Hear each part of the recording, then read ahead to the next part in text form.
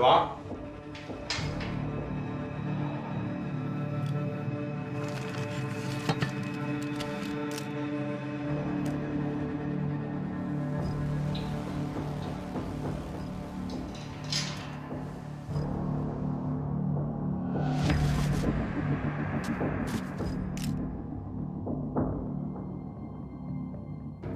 技术科呢开始采样，1刻钟以后，你就可以开始进行突审。薛家健抓住了，现在同志们的情绪都很高涨，一个个摩拳擦掌的，感觉很快就能把碎尸案拿下一样。你们2位是老同志，对此怎么看？我可没他们这么乐观。人是抓住了，可至少到目前为止，技术科还没有任何决定性的发现。仅凭他教室里有碎尸，不能证明他跟本案有直接关系。说难听点，他要不是沉不住气，又跑又躲的，现在可能已经做完笔录回家了。薛家健身上肯定有问题，但现在还只能算是疑点，根本称不上证据。所以咱们现在看似有了重大突破，其实随时有可能空欢喜一场。戒骄戒躁，这是眼下最应该提醒大家的。所以在目前的情况下，由顾开言来审讯徐家健最合适。他比较沉稳，专业能力突出，最重要的是不会被所谓的胜利冲昏头脑，失去对形势的判断。那谁来跟他搭档？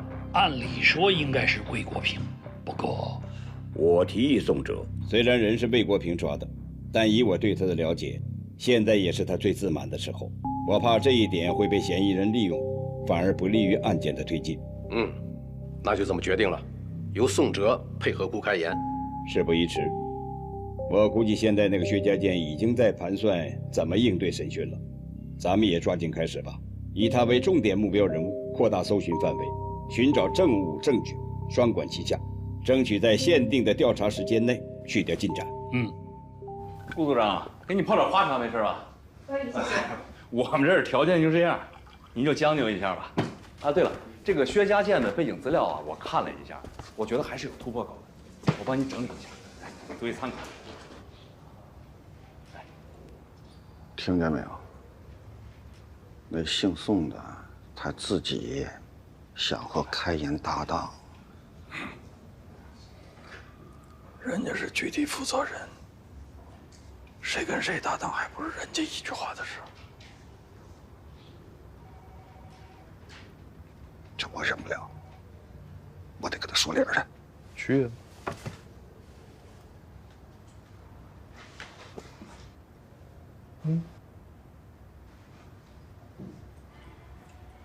不是你这是什么态度啊？你这是我这是为了你争的，我这是。你知道我们3队为什么一直不招人待见吗？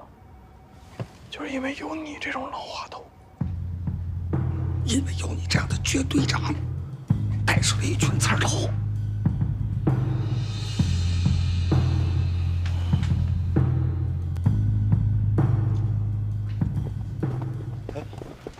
廖局、顾局、吴二，大家都过来一下。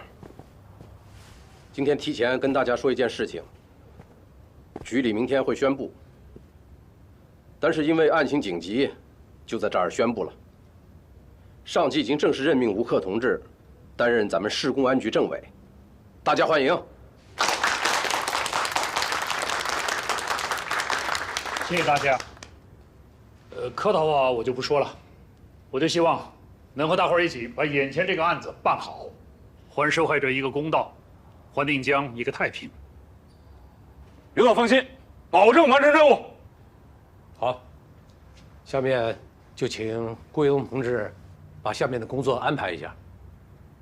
这样啊，顾开言到。宋哲到，你们2个人负责对薛家健的突审工作，有问题吗？没问题。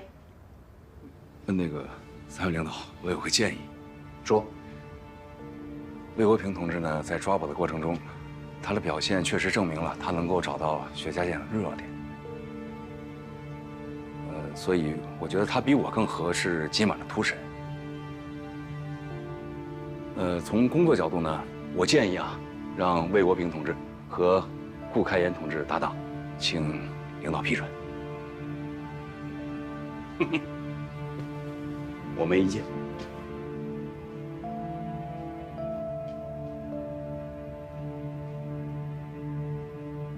我同意。那好，就这么决定了。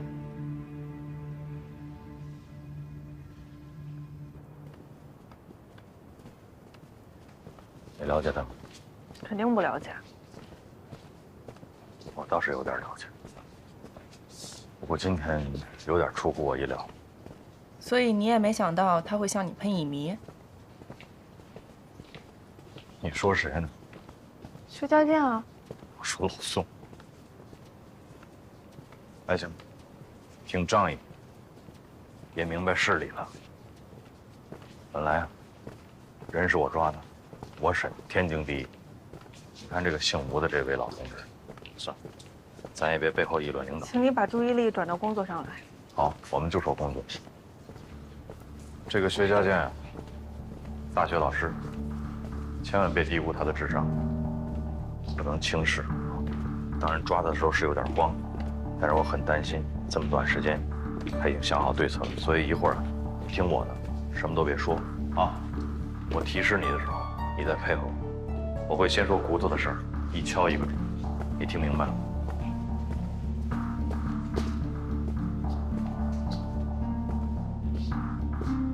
你怎么了？这次审讯是我们预审科全权负责，你只是辅助。这都是鸡毛，别当令箭。我是主审，今天不要提骨头的事儿。那你提什么？我们现在所有的证据，从严格意义上来讲都不能称之为证据，所以我想让他多说，你只需要配合我就行。你师哥这些年还真没有跟过别人的节奏，要不然我不进去了。你得进去，你的作用是给他施加无形的压力。啊，就是不说话呗。对，你最好一句话都不要说，怎么说怎么问，都得由我来。你听明白了吗？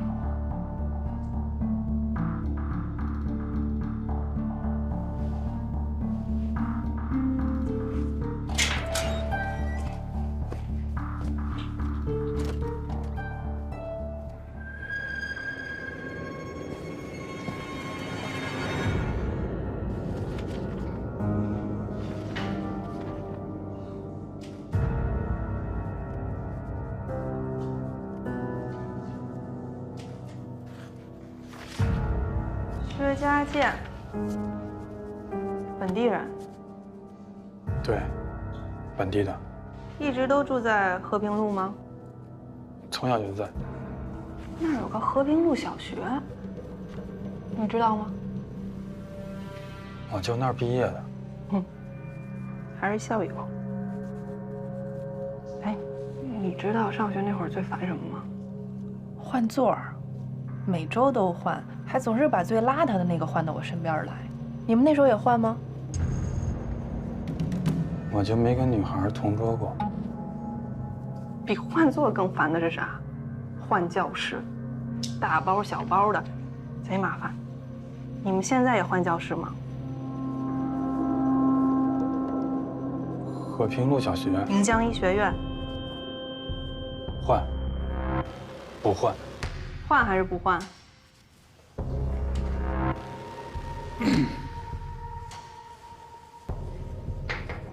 我的意思是，1个学期之内就不换了。那你的教室是固定的？对。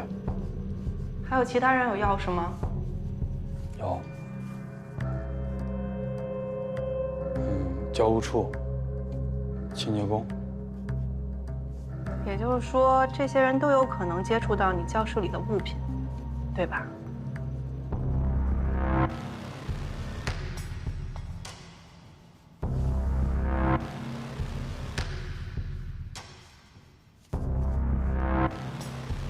对。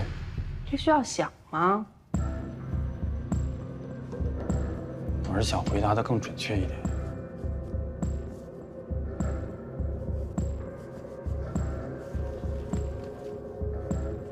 警察同志，你们到底在我教室里发现了什么呀？你认为我们发现了什么？我哪知道？不知道你跑什么呀？没有法律说不能跑。那把自己跑出个嫌疑人来，你傻不傻呀？哎，你身上为什么会有乙醚啊？那东西是不能带出教室的。我不小心穿在兜里忘了。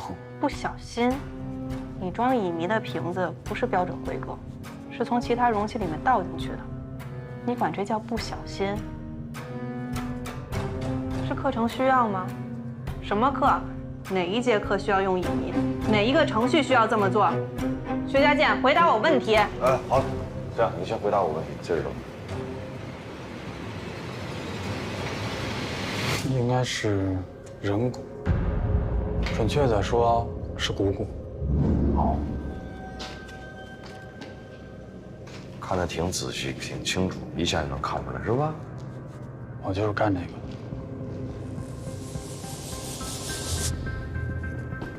是干解剖的呀，你还是干碎尸的？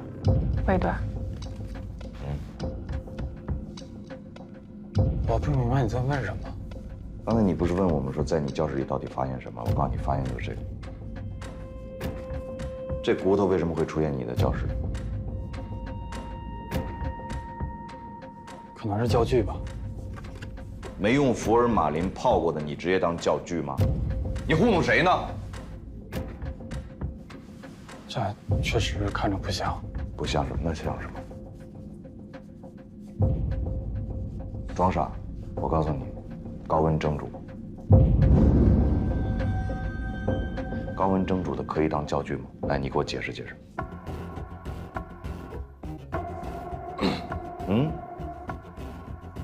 可以当教具。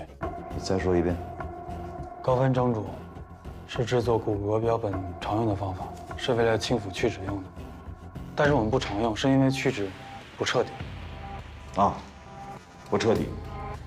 但是你还是用高温蒸煮了它。你为什么把它煮完之后放到你教室里？我没。这一学期的课你都用不着这根骨头，因为你在教的是神经系统。为什么？你把它煮完之后放到你的教室里，我们来到你的教室，发现了这包骨头，然后回头一看，一喊你名字，你跑。不，为什么？这个，你跟我讲关系，你跟我讲。魏队，你的。你先出去休息一下。走，咱俩一起去休息一下。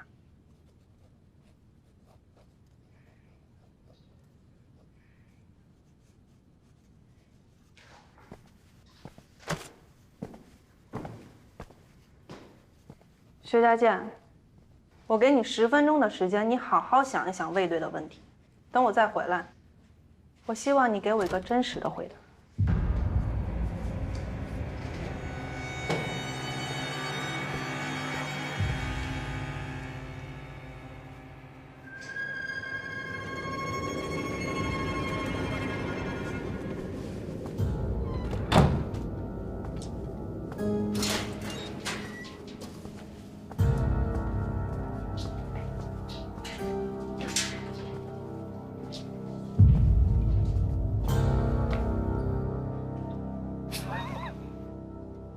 吓着了吗？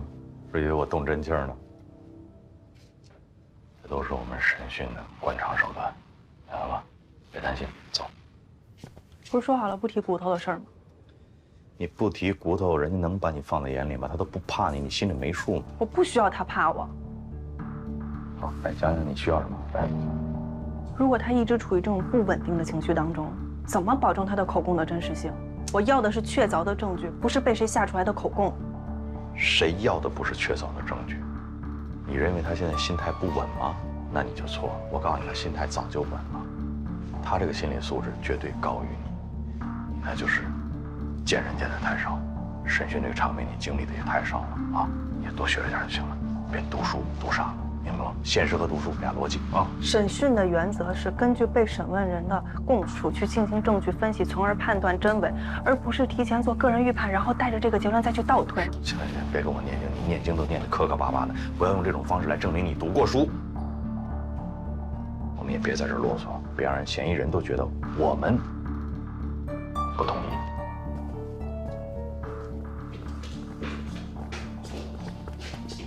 鉴于目前的状态，先别进去。我什么状态？你情绪很不稳定。我还觉得你情绪不稳。我刚才就说了，我不要进来，你非让我进来。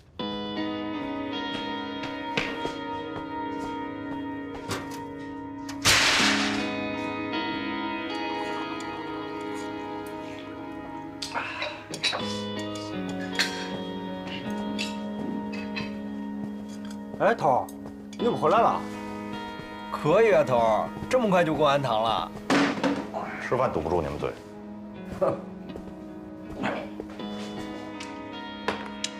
这又怎么了？这是？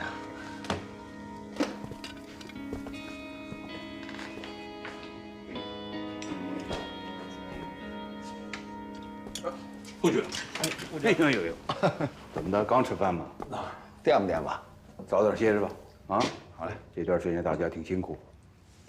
好嘞。他怎么了？哎，别介，有什么话就说出来嘛。怎么了？你们觉得这个跟八？没有，我就觉得您姑娘可能对付不了那人。别总那么小看别人，行不行？啊？让预审科全面的负责审讯，这也是局里为了改革的一次尝试。你看看之前几个案子，把嫌疑人这个犯罪的行为以文字的形式固定在讯问的笔录上，预审科这还有手段呢。哎，这点顾局说的对啊！就我这大侄女，在预审方面那是非常优秀的。去，少拍马屁。今天晚上都缓口气儿。法医还有技术部门，我让宋哲去通知他们了。我估计啊，最晚是明天下午会出消息。明天上午呢，您把工作安排一下，把外围的这个笔录，还有我们目前掌握的这个线索证据，都彻底的拉一遍。好，是。对了，郭平，这个啊，让老刘带着他们去干就行了。你明天上午呢，跟我去趟白沙宾馆。干嘛？向全省的同志们汇报一下呀！干嘛？师傅，重大突破！哎，顾局，你瞧瞧这。师傅，吃螃蟹的人我找到了，但是扔垃圾的不是他。那谁啊？是他们家的小保姆。说重点。小保姆有个男朋友，他俩在约会。重点。小保姆确实没看见什么人，但是她男朋友在楼底下站了2钟头。哎，重点来了！2月24号那天，她男朋友看见了一个推自行车的人，然后把车后面的帆布旅行包扔进了垃圾箱。再然后呢？说完了。哎，你们怎么一点都不激动呢？饿了吧？啊，吃块饼。好嘞。哎，我是不是没说明白啊？非常明白，你终于找到了发现凶手抛尸的目击者，对吧？对，而且人已经在里边了，正审着呢。什么人啊？那笔录我做过了，这儿呢。说。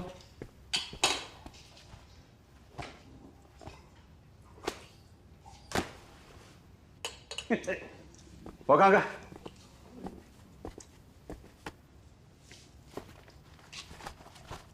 哟，这做的不错嘛，国平，你也得表扬表扬人家，是不是？做的不错，做的不错。可惜呀，嫌疑人你师傅今天晚上提前给抓到了。啊？抓到了？你看看。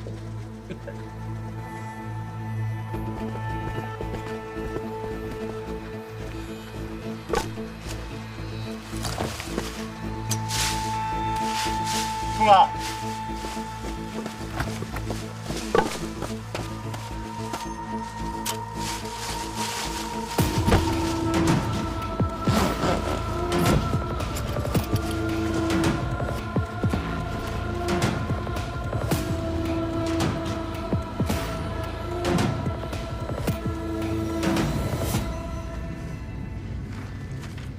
乡医学院本校生，毕业就留校，那你学习成绩一定很好。还可以吧。听说学校还让你负责对外的教学展示。对。这么好的前途，为什么要干这样的事情？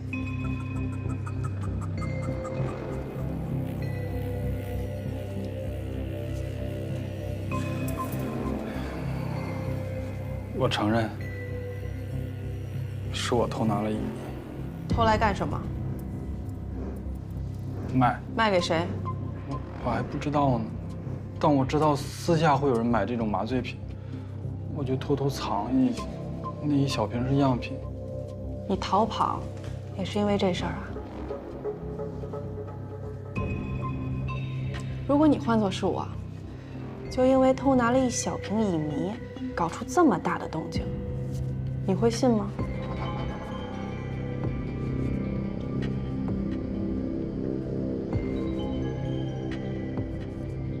不是一小瓶，是一大瓶。我们学校工资太少了，我才鬼迷心窍。行了，学校进了什么药品都是有台账的，特别是这种管制药品，少了多少我们能查得一清二楚。对，学校都有账，你们一查就知道我拿了多少。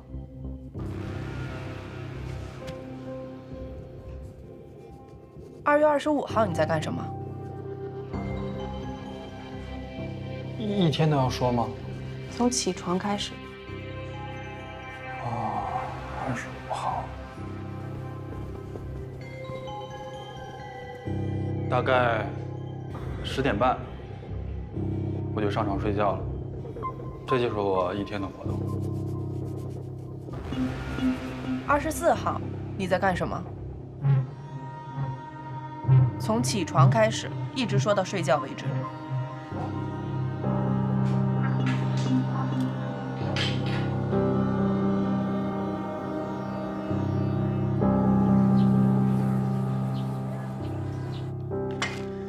这就是在肖家健家里发现的菜刀，这上面一点卷刃都没有。别说切割人体了，就做饭都很少用。这应该是把新刀。医学院刀很多，并不一定非用这把吧？对。他上课时候用的手术刀我们也在收集，但是柳叶刀没办法切割骨骼，而且你们在教室里面发现的那包人体骨骼有锯过的痕迹。所以我建议你们去查一查骨锯之类的工具。要是真骨锯的话，那声不小。要这么说都不是工具的问题了。第一现场可能就不是他那宿舍，那宿舍你想隔音差，还没有下水。加大力度，把医学院咱们再仔仔细细的再摸一遍。那包东西怎么样了？哦，对，到了。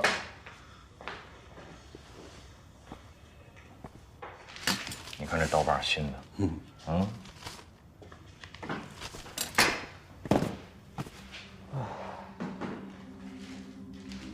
这些内裤都是被清理过的，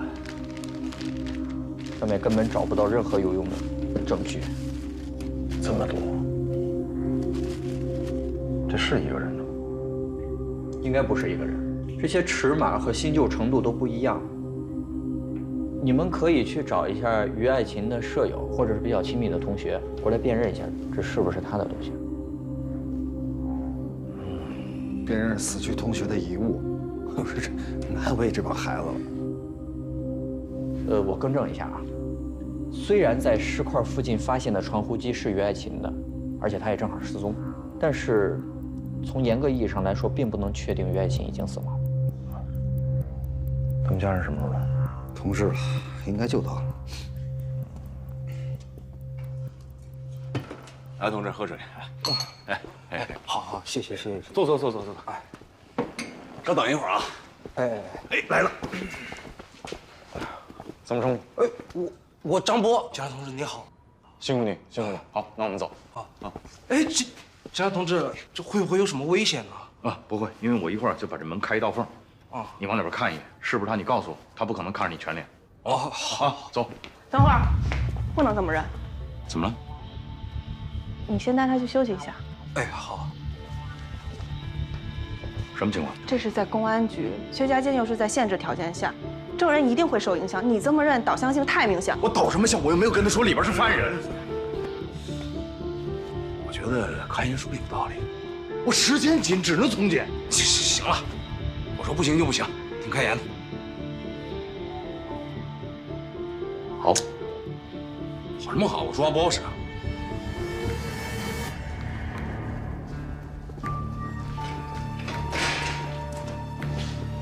马后生好，马后生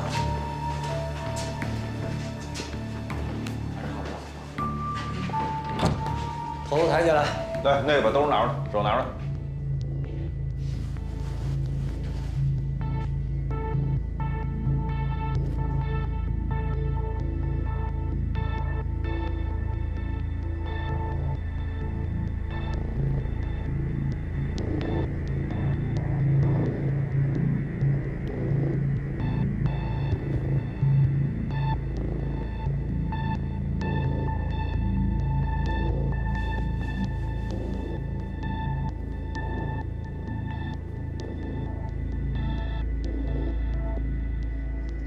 带走，来排队往外走。来。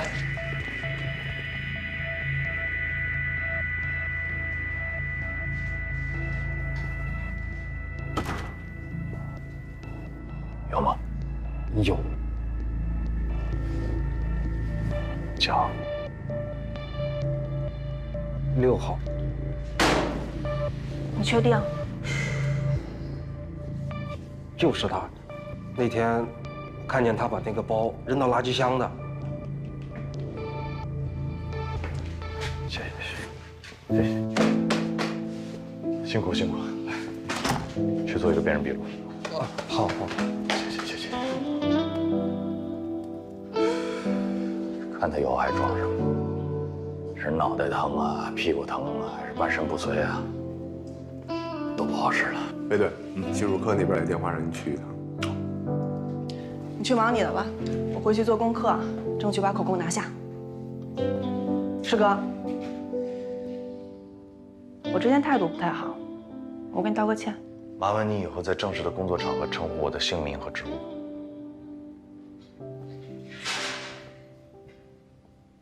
没对，马上到，咱们开始啊！好。来，同志们，过来来。来，过一下。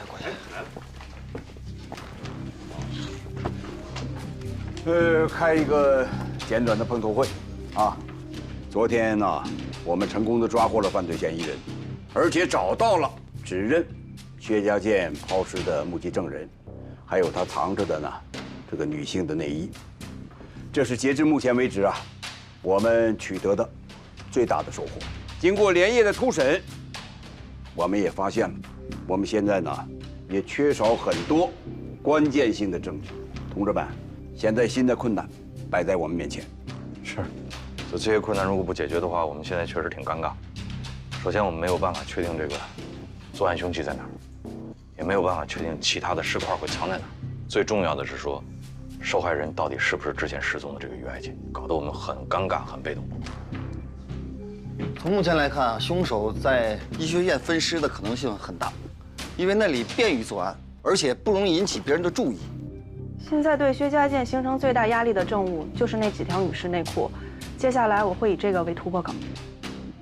那就要严格的清查他的过往经历，尤其是跟女性的交往过程，要仔细严查。明白，这事儿我来查。但是我觉得啊，其实我们也没必要灰心，毕竟人抓着，在我们手里，什么时候吐就是一个时间问题。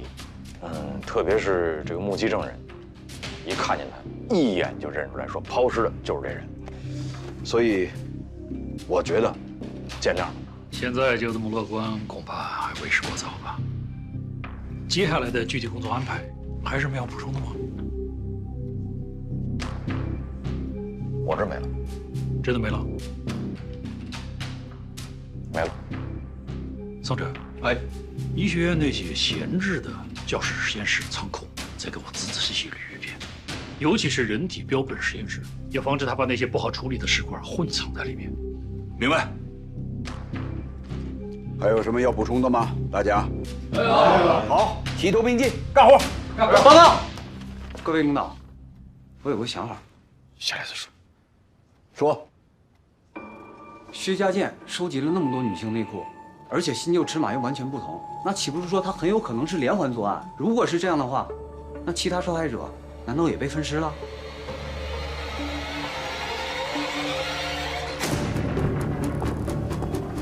那边，这边。你跟我走，我走，跟我走，你俩跟我走。好。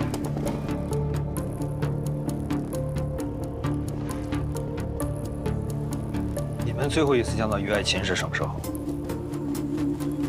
好像是上个礼拜5。他带着随身听走的，也没去上课。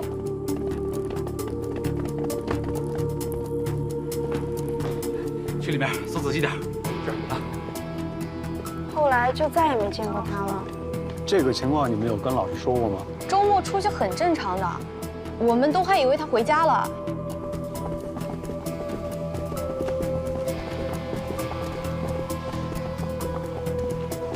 就在里边，去吧。好的。我家媳妇管得严，不让在家出去。那天我正抽着烟，我看她出去了。大概什么时候？大概是晚上10点来钟。哦。哦，对了，警官，我那天啊经过他们家门口的时候，闻到了那个消毒水味儿。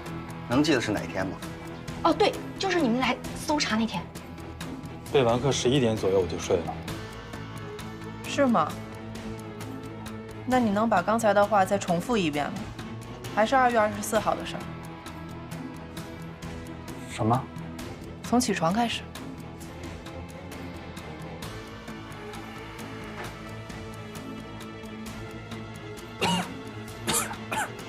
我要喝水。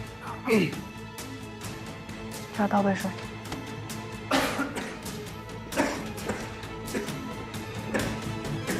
大刀，这儿笔录还有一份啊，这儿还有一份。好，包所，哎，你们这查怎么样？哦，该查的地儿都查过了，没什么新发现。啊，辛苦啊。哎，这工作嘛。卫队，有人找你。啊，卫队。哎，来了。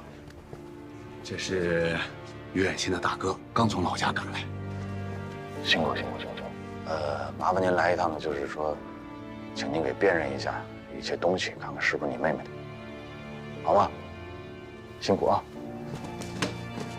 走，跟我走一趟啊！来，哎，你跟着去。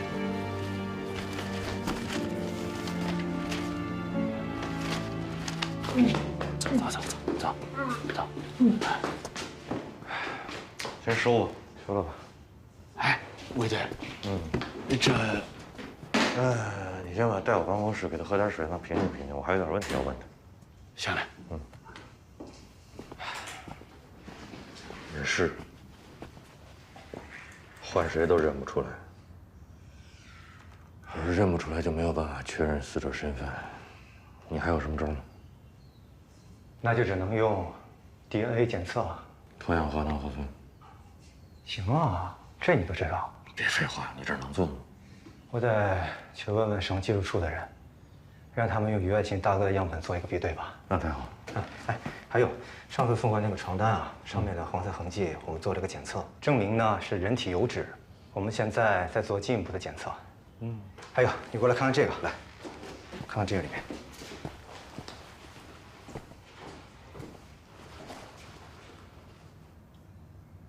看到了吗？这什么呀？压痕，其他尸块上都有。什么压痕？棕绷床。我们用的棕绷床啊有2种，一种呢是经纬线的，还有一种啊就是这种斜拉纹的。对，斜拉纹的。哦，棕绷床。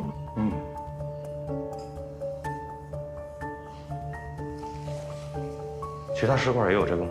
都有。那就是说，凶手有可能是在蒸煮之后把尸块放到了棕绷床上，他是为了冷却。对，没错。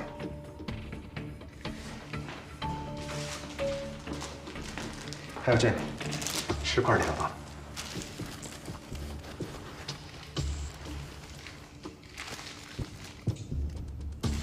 这个水泥块是别的垃圾堆里混进来的？这个不好说，你得去找技术问问。坐，不用紧张啊，只是简单的问你们几个问题。也就是说，夜里只有大门和西门是开着的。啊，对，是，对对。哦，一直是你们俩值夜班吗？这个月是我们2个上大夜班，从晚上8点到早上8点。你们看看这个啊，这个人有印象吗？你看看，没有。没印象，这学校人太多了，我们真记不住，而且规定每2个小时我们还要巡逻一次，不一定碰得见。明白。那你们再仔细的想一想，最近有没有见过什么可疑的人，或者是发生什么可疑的事儿？可疑的人和事，啊，我们捡了一个包。对了，那是哪天晚上来着？哦，那天晚上下着大雨，24号吧。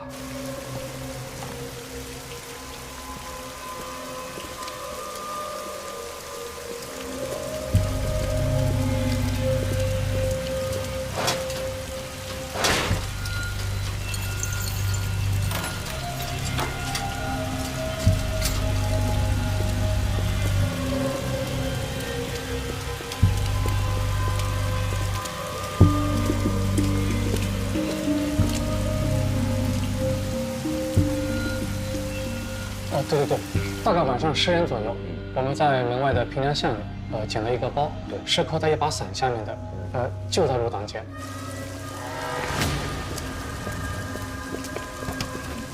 哎，怎么还有包啊？这没看见有人啊，要不咱们先拿回去吧？走吧，先拿回去吧啊！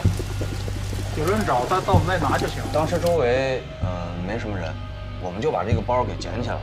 捡起来，反正回来打开看了看，里面也没什么东西，就有一沓那个喜帖。那包呢？在这。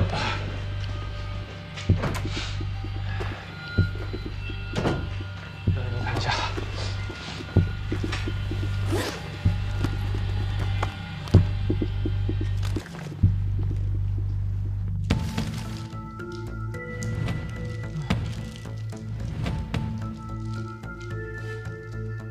怎么样？这就是个一般的水泥块啊，没有指纹，也没有血迹，就沾了点油脂。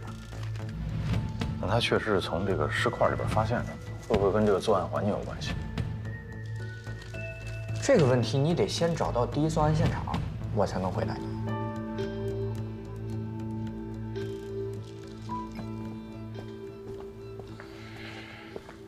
来，喝点热乎的。好点了。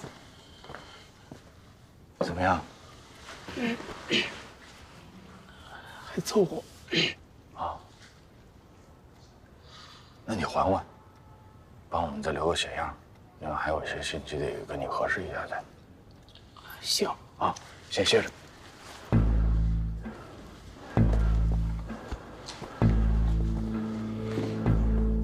行了，我来吧，你去歇会儿。哎呀，那就听我的，快去。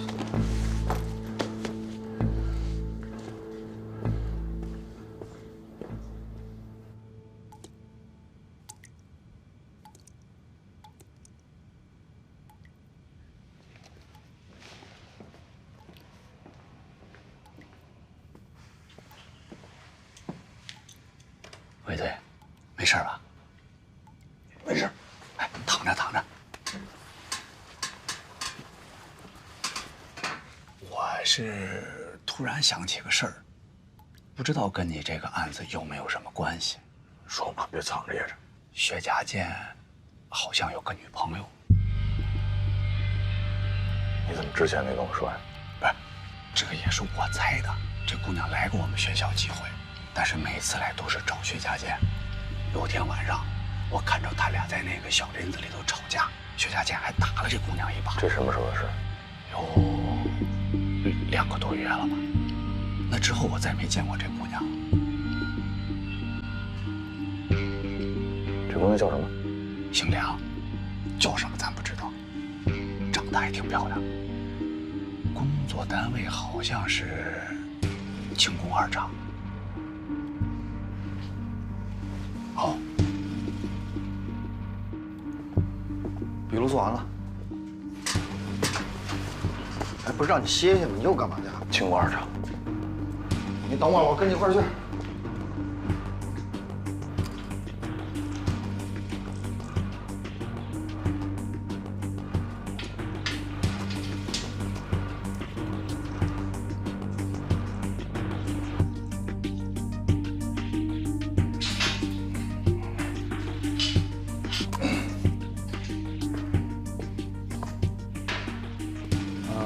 后来我又去了青鸟路的书店，待了大概20分钟吧，然后就回宿舍了，备课到10点，洗脸、刷牙、洗脚，10点半上床睡觉。我记得你上一遍好像说的是在书店待了半个小时吧？你不用查我，20分钟，我记得很清楚。确实很清楚。25号的事再说一次，从起床开始。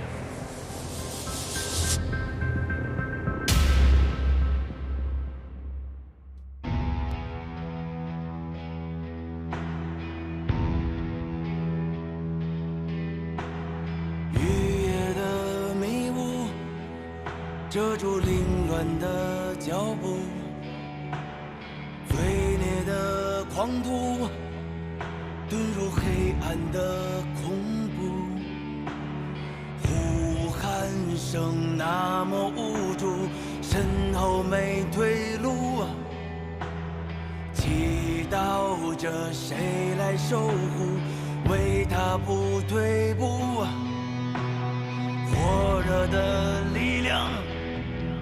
我是最初的光芒，而太阳终将抵挡罪恶与肮脏，燃烧着炙热滚烫，烙印下个希望。所有的重伤遗忘，是我的勋章。全力以赴就是态度，这不只是任务。经历痛苦，献出全部，唯一的国度，不许罪恶侵入。那是我家，我土，我的。